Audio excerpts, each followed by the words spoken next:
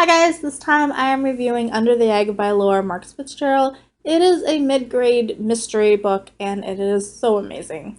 It follows Theodora Tenpenny, or Theo, who is a 13-year-old girl growing up in New York City. The book starts off with Theo's grandfather dying, and his last words to her are under the egg and treasure. And the book revolves around Theo trying to figure out what that means. So Theo and her mother are left with this 200-year-old house that is falling apart and about $460 in cash. And her mother's not working. Theo's mother is a little bit crazy and super obsessed with solving this math theorem that she's been working on for like 15 years and is kind of oblivious to anything besides this theorem and tea, really expensive teas. So Theo could really use a treasure right now. She starts looking for it in her grandfather's art studio and finds this painting of a giant egg.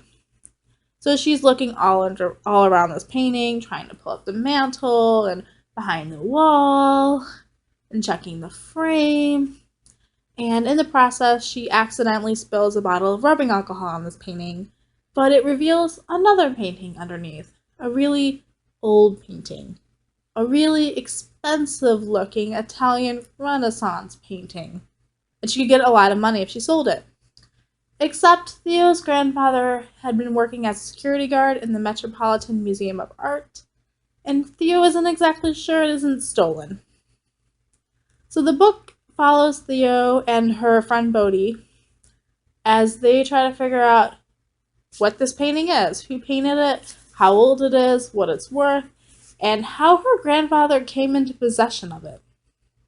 There is a lot of history in this book, a lot of Italian Renaissance history and World War II history and just art history, but the author does such a great job of explaining it in a way that is easy to understand because it's a mid-grade book and doesn't weigh the story down too much. Like, it's interesting history and I wanted to know more, but it's not like she does such a good job of like how Theo discovers the clues and what Theo already knows and is explaining to Bodhi and what Bodhi is explaining to Theo.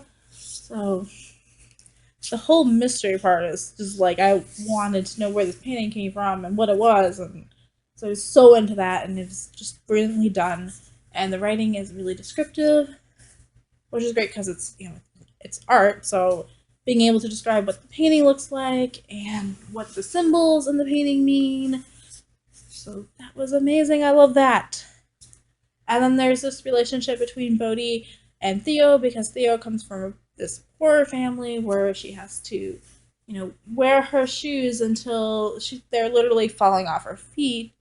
And Bodhi's parents are both famous actors, so she has like a million shoes and like the bestest, brand newest shoes she could ever want. And Theo doesn't have a cell phone or a computer in her house, and Bodhi has a smartphone and can look things up anywhere, basically.